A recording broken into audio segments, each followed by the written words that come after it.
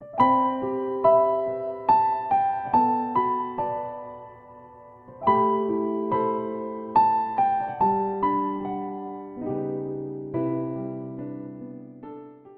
저는 주일 설교를 준비를 할 때 주일 4시에서 5시 정도에 성전에 올라가서 말씀을 준비합니다. 주일 새벽 아니고요. 오늘 주일 예배 일정이 다 끝나고 나면 이제 오후 한 4시, 5시쯤에 성전에 올라와서 이 앞에 무릎 꿇고 하나님께 기도합니다. 하나님, 다음 주에는 우리 장애교회에 어떤 말씀을 주기를 원하십니까?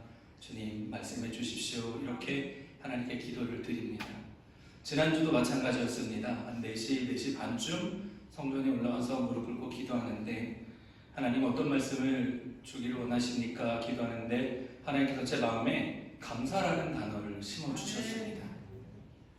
하나님, 그쵸, 감사해야죠. 그런데 감사가 무엇입니까? 라고 기도하는데 하나님께서 또 질문 하나를 던져주셨습니다. 정민아, 왜 감사해야 하냐? 라는 질문이었습니다. 그 질문을 받고 나서 묵상하는데 맞다, 우리가 왜 감사해야 되지? 라는 의문이 들었습니다. 그래서 이번 주일 설교는 이 질문에서 시작합니다. 우리는 왜 감사해야 할까요? 제가 이 질문을 가지고 권사님, 집사님, 또 전도사님 여러분들께 여쭤봤었습니다. 권사님, 왜 감사해야 하죠? 전도사님, 왜 감사해야 합니까? 이렇게 물어봤는데 선뜻 답을 하기에 주저하시더라고요. 그렇죠? 우리는 응당 감사해야 함을 알고 있습니다. 그런데 왜 감사해야 되는지 한번 생각해 보면 명확한 답이 시원하게 내려지지 않는 것입니다. 어떤 사람이 감사를 한다면 감사의 대상 그리고 감사의 내용이 전제됩니다. 누군가로부터 도움이나 호의를 받게 되면 마음에 고마움이 느껴지지요. 그러면 그 고마운 마음을 말이나 행동으로 표현합니다. 우리는 그것을 감사라고 합니다. 그런데요, 모든 사람이 마음에 고마움을 느낀다고 해서 말이나 행동으로 감사를 표현하는 것은 아닙니다. 또 모든 사람이 어떤 도움이나 호의를 받았을 때 그 마음을 느끼는 것도 아닙니다. 어떤 사람은 그냥 당연한 줄 알고 고마움을 느끼지 못하는 사람들도 있습니다. 그런데 성경은 우리에게 범사에 감사하라고 권면하고 있고 또 하나님께 감사하라고 합니다. 우리는 왜 감사해야 할까요?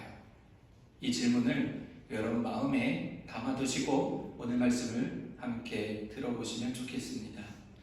오늘 본문 말씀의 배경은 이렇습니다. 예수님께서 3년의 공생의 끝에 마지막으로 예루살렘을 방문하십니다. 예루살렘으로 가시는 길에 사마리아와 갈릴리 사이를 지나가시다가 어떤 마을에 들어가려고 하셨습니다. 근데 그 마을 입구에서 저기 멀리 떨어져 있는 곳에 10명의 나병 환자들이 예수님을 알아봤습니다. 그들이 예수님을 알아보는 것은 당연한 일이었지요. 왜냐하면 자신들과 똑같은 나병을 고쳐주셨다는 소문을 들었기 때문입니다. 그리고 레위기 13장 46절을 보면 이렇게 기록되어 있습니다.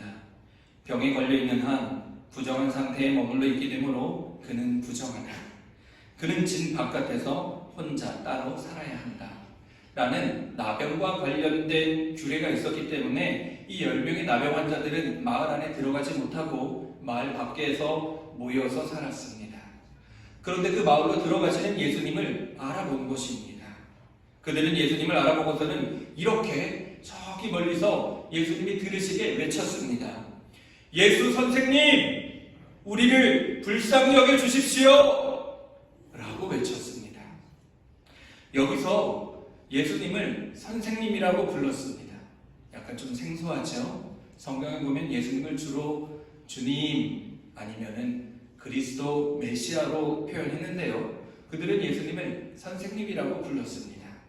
근데 이 선생님이라는 단어는요, 히브리어로 랍비라는 단어입니다. 주로 성경을 풀어서 해석해 주시는 그런 사람들을 랍비라고 칭하곤 했는데요. 원래의 뜻은요, 나의 주인님, 나의 선생님이라는 뜻입니다. 그래서 이들에게 10명의 나병 환자들에게 예수님은 주님이었던 거예요. 주인님이었던 것입니다. 왜냐하면 예수님이 자기들의 병을 고쳐주실 수 있다고 믿었기 때문에 나의 주님, 나의 주인님, 나를 불쌍히 여기십시오. 우리를 불쌍히 여겨주십시오 라고 외쳤던 것입니다. 그리고 여기서 우리를 불쌍히 여겨달라는 표현은요, 헬라어 성경 원어 본문을 보면 우리에게 긍휼을 베풀어 주십시오 라는 뜻입니다. 여기서 긍휼이라는 단어는요, 히브리어로 라함이라는 단어예요. 근데 이 라함이라는 단어는 히브리어의 레헴이라는 단어에서 파생됐는데요. 이 레헴이라는 단어는 어머니의 모태, 자궁을 의미합니다. 그래서 긍휼이라는 단어는 어떤 뜻이냐면 엄마가 아기를 뱃속에 10달을 품으면서 사랑으로 돌보고 기르고 보호하고 양육하는 그 어머니의 10달간의 아주 애틋하고 뜨거운 사랑을 의미합니다. 그러니까 10명의 나병 환자들은 예수님을 향해서 우리에게 긍휼을 베풀어 주십시오라고 외쳤다는 것은 그 어머니의 사랑으로 우리를 간절히, 우리를 불쌍히 여겨달라고, 우리를 고쳐달라는 아주 간절한 절규이고 외침이었다는 것입니다. 예수님은 멀찍이서 그들의 외침을 들으셨습니다. 그리고 그들이 나병 환자임을 알아보셨습니다. 대부분의 사람들은요, 나병 환자가 지나가거나 있으면 그들에게 다가오지 말라고 소리 지르거나 돌을 던집니다. 그런데 예수님은 그들을 무시하지도 않으셨고 지나치지도 않으셨습니다. 오히려 그들의 부르짖음을 들으셨고 그들의 간구를 들어주십니다. 사랑하는 성도 여러분, 혹시 오늘 이 자리에 계신 분들 가운데 인생을 살아가시면서 도저히 감당할 수 없는 어려움이나 문제나 근심, 걱정이 있으시다면 이 10명의 나병 환자들처럼 예수님께 부르짖으시기 바랍니다. 예수 나의 주님, 나를 긍휼히 여겨주십시오. 그 어머니의 사랑으로 나를 안아주시고 내 삶의 이 고통을, 이 문제를 해결해 주십시오 라고 외치시기 바랍니다. 그러면 우리 주님께서 여러분의 부르짖음을 들으시고 놀라운 긍휼로 여러분을 능히 도와주실 줄 믿습니다. 예수님은 나병 환자들의 부르짖음을 들으시고 이렇게 말씀해 주셨습니다. 가서 제사장들에게 너희 몸을 보여라. 가서 제사장들에게 너희 몸을 보여라. 예수님의 말씀이 이상하지 않습니까? 뭔가 빠진 것 같고 허전한 것 같지 않습니까? 레위기 14장 2절에서 3절 말씀입니다. 다음은 악성 피부병에 걸린 환자를 정하게 하는 날에 지켜야 할 규례이다. 사람들이 악성 피부병에 걸린 환자를 제사장에게로 데려가면 제사장은 진 바깥으로 나가서 그를 살펴보아야 한다. 이 말씀에 따르면 나병 환자는요, 자기 몸이 다 나았을 때만 제사장에게 나아갈 수 있습니다. 그런데요, 예수님은 나병 환자들이 예수 우리 주님, 나의 주님, 우리를 긍휼히 여겨주십시오 라고 외치니까 예수님께서 똑같이 저기 멀리서 가까이 다가가지도 않으시고요, 가서 깨끗함을 얻어라 라고 말씀해 주지도 않으시고 나병 환자를 안아주지도 않으시고 그냥 저기 멀리서 똑같이 대답하시는 거예요. 가서 제사장들에게 너희 몸을 보여라 라고 대답하신 것입니다. 어쩌면 이 말씀은요, 제사장들에게 가서 몸을 보이라고 한 이 말씀은요, 그 나병 환자들에게 아주 위험천만한 말씀이기도 했습니다. 왜냐면 아까 우리 레위기 말씀을 확인하지 않았습니까?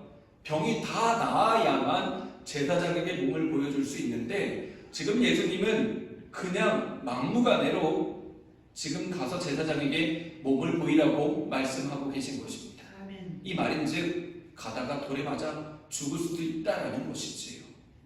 그런데 예수님께서는 그렇게 말씀해 주셨습니다. 그런데 더 놀라운 것은요, 이 10명의 나병 환자들이 예수님의 말씀을 듣고 제사장에게로 출발했다는 것입니다.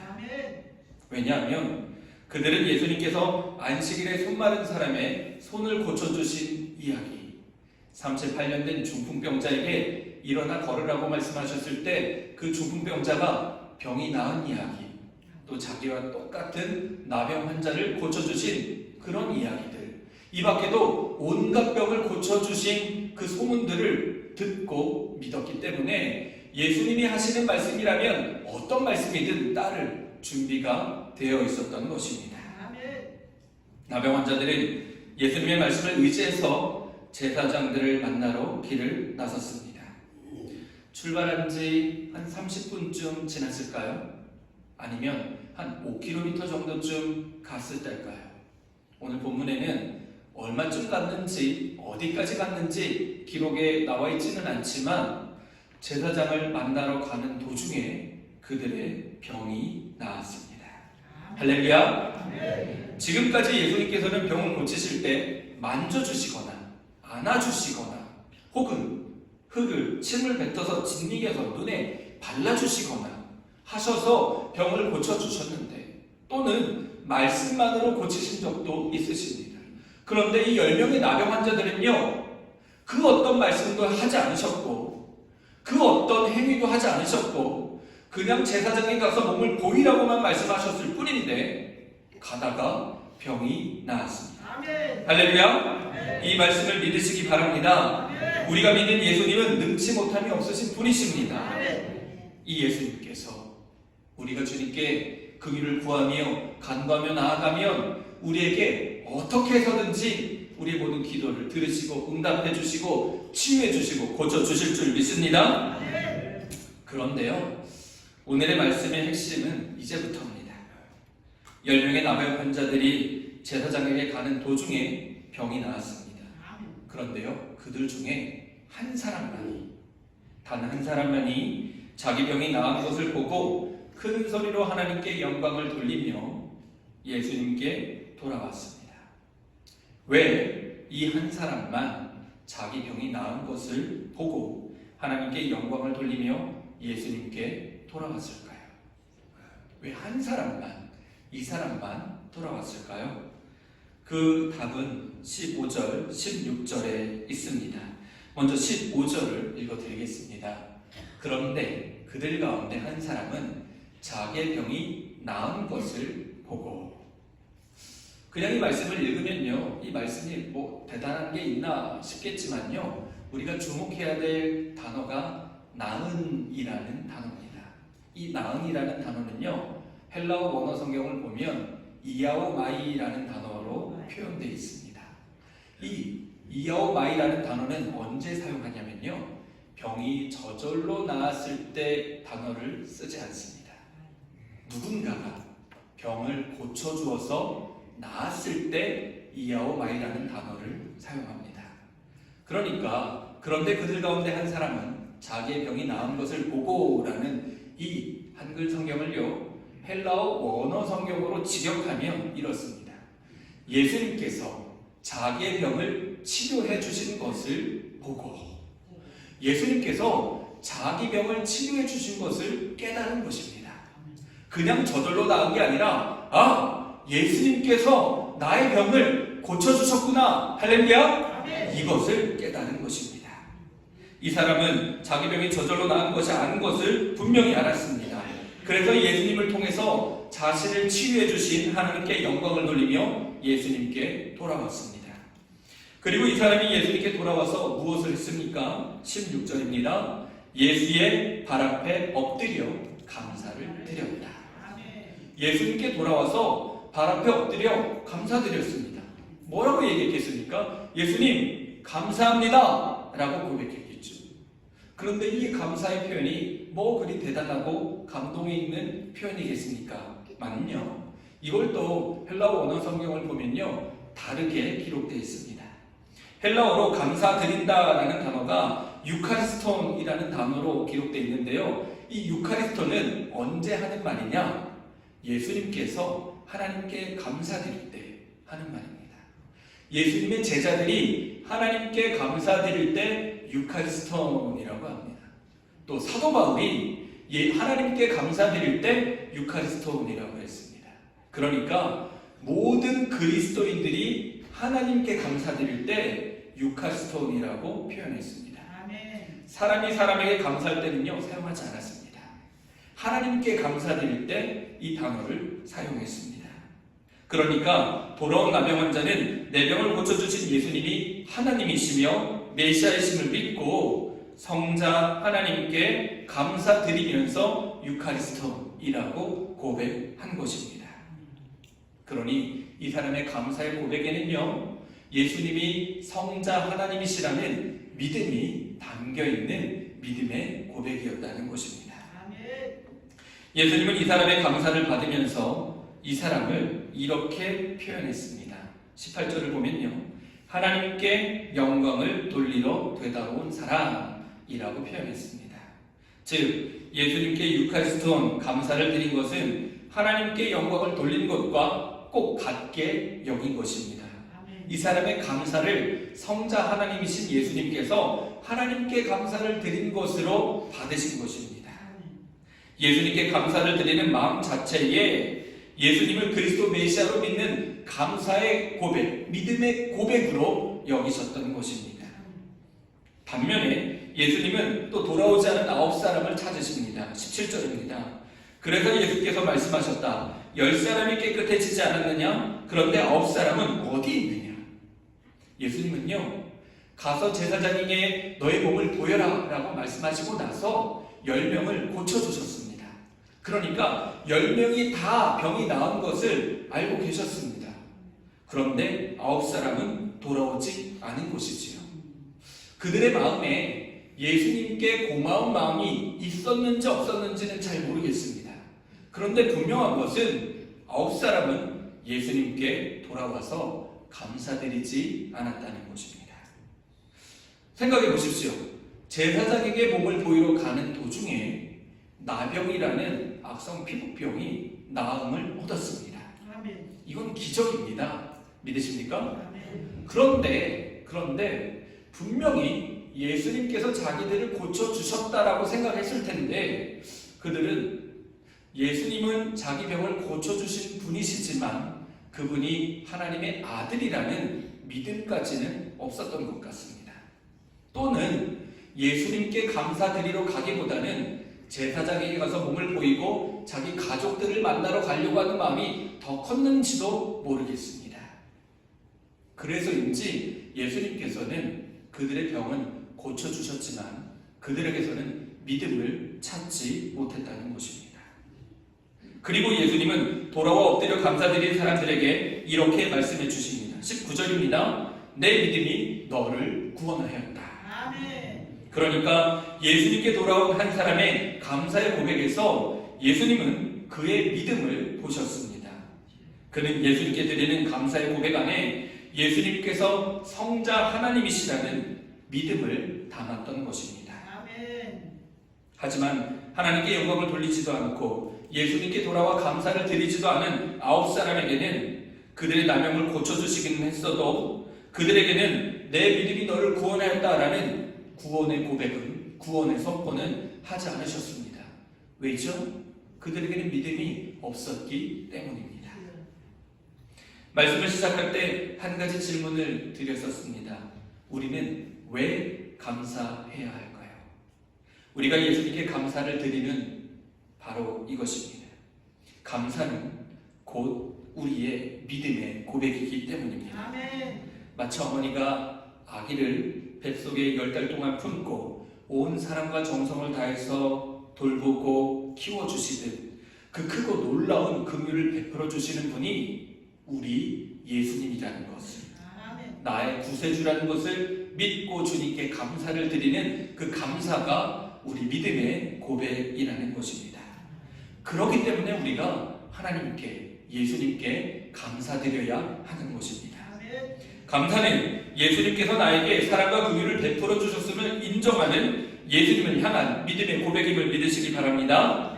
하나님께 감사하지 않는 사람은, 예수님께 감사하지 않는 사람은 그러므로 믿음이 없는 사람입니다.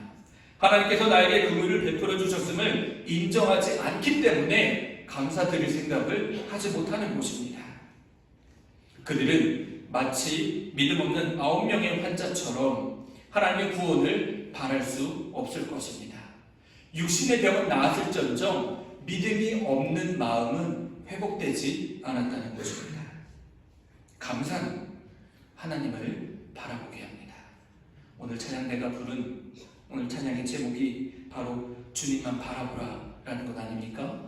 주님을 바라보는 것이 바로 감사의 고백이요, 주님을 바라보며 감사를 드리는 것이 믿음의 고백임을 믿으시기 바랍니다. 사도 바울은 범사에 감사하라고 하였습니다. 모든 상황 속에서 하나님을 바라보며 하나님의 도우심을 인정하고 믿음으로 고백하라는 그런 권면입니다. 간절히 바라기는 우리 정인교회 모든 성도님들이 모든 형편과 상황 가운데서 하나님을 바라보고 하나님께 감사드림으로써 날마다 더욱 크고 놀라운 하나님의 사랑을 경험하시기를 주의 이름으로 간절히 축원하고 축복합니다. 그리고 여러분의 믿음의 고백이 감사의 고백이 되고 또 감사의 고백이 믿음의 고백이 되기를 더불어 축복합니다. 또 초대교회부터 2000년이 넘는 시간 동안 이어져온 성만찬을 유카리스톤, 감사를 드린다라는 단어에 유래하여서 유카리스트라고 부릅니다. 유카리스트라는 말은요, 감사의 식사라는 뜻입니다. 하나님께서, 예수님께서 우리에게 베풀어 주신 십자가의 은혜에 감사해서 그 감사를 믿음으로 고백하는 것이 바로 성만찬이라는 것입니다. 우리는 왜 감사해야 합니까? 감사는 하나님을 바라보는 것이고 예수님께서 우리에게 은혜를, 구원을 베풀어 주신 구세주이심을 인정하는 믿음의 고백이라는 것이지요.